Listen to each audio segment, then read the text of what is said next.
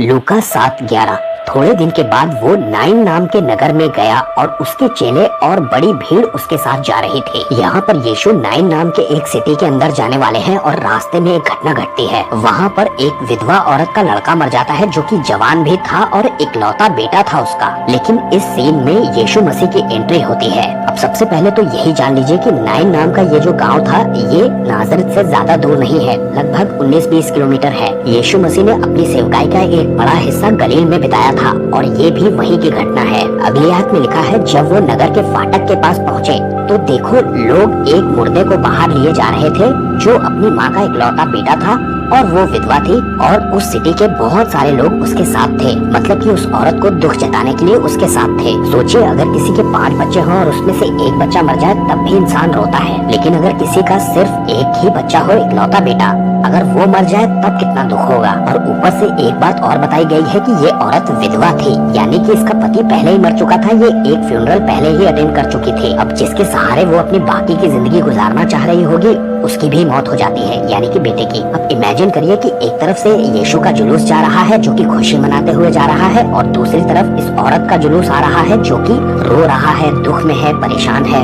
यीशु ने इस औरत की परिस्थिति को समझा और उस पर तरस खाया, ऐसा लिखा है, और उससे कहा मत रो। पुराने नियम में परमेश्वर पिता को एक कंपैशनेट गॉड के रूप में दिखाया गया है, तरस खाने वाला। लेकिन नए नियम में उस तरस का डिस्प्ले करने के लिए यीशु मसीह आते हैं। बाइबल में 3 लोगों का रिकॉर्ड है जिनको यीशु मसीह ने जिंदा किया। उसमें से एक तो यायर की बेटी थी, एक ये लड़का था इस विधवा का, और एक अपने दोस्त लाजर को जिंदा किया, मार्था और मरियम के भाई को। तीनों जगह वजह बिल्कुल अलग अलग थी और यहाँ पर वजह तरस को बताया गया है। यीशु मसीह ने तरस खाया इस औरत के ऊपर। तब उसने पास आकर अर्थी को छुआ और उठाने वाले ठहर गए। तब उसने कहा, हे जवान, मैं तुझसे कहता हूँ उठ। ये भी बहुत अजीब सी बात है कि एक मरे हुए इंसान को छूना मना था, किसी रब्बी को या इजराइल के किसी अगुवे को। यीशु मसीह टीचर या रब्बाई कहलाते थे, लेकिन वो इन सब बातों की चिंता नहीं करते थे। वो नियम के बनाने वाले थे और वो नियम से ऊपर थे। अब यीशु इस जवान से कहते हैं कि तू उठ जा, और ये उठ भी जाता है। नाइन नगर के लोगों के लिए ये बहुत ही बड़ा आश्चर्यकर्म था कि एक मुर्दा जिंदा हो गया किसी के कहने से। अब सोचिए कि जीवन बगल से गुजर रहा हो और सामने से मौत आ रही हो तो कौन जीतेगा। यीशु जीवन देने वाले के सामने से मौत यूं ही गुजर जाए लोगों को परेशान करते हुए, ऐसा हो नहीं सकता था। इस बड़े आश्चर्यकर्म को करने के साथ साथ एक मैसेज भी दिया जा रहा था वहाँ के लोगों को। नाइन नगर के लोगों को अपना इतिहास मालूम था।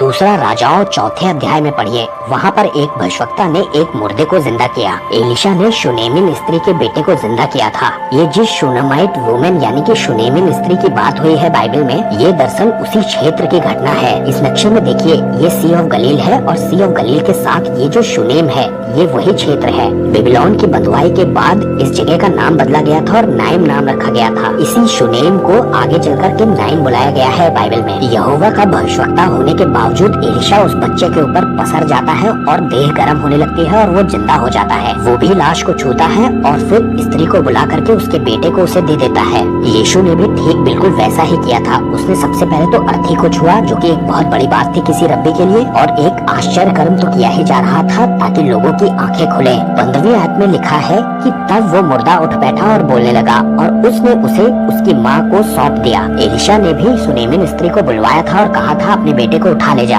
अगली आयत में लिखा है, इससे सब पर बड़ा भय छा गया और वो परमेश्वर की बड़ाई करके कहने लगे, हमारे बीच में एक बड़ा भविष्यवक्ता उठा है। और परमेश्वर ने अपने लोगों पर कृपा दृष्टि की। एक बड़ा भविष्यवक्ता उठा है, इसका मतलब ये था जैसे एलिया का दुगना अभिषेक पाया हुआ एलिशा एक मुर्दे को जिंदा करता है उसी शुनेम नगर में जो कि नासरत के पास है, वैसा ही कोई बड़ा भविष्यवक्ता उठ गया है और शुनेम में आकर के उसने मुर्दे को जिंदा कर दिया है। यीशु ने एक बड़ा मिरेकल इसलिए भी किया था कि एक मैसेज दिया जा सके कि वो एक भविष्यवक्ता है और इजराइल का मसीह है। लेकिन कॉन्टेक्स्ट मत भूलिएगा, क्योंकि यीशु मसीह ने उस औरत की हालत पर तरस खाया था। यहाँ कॉन्टेक्स्ट है कंपैशन। बाइबल कहती है कि यहोवा कभी नहीं बदलता, आजकल और सर्वदा यीशु मसीह एक सा है।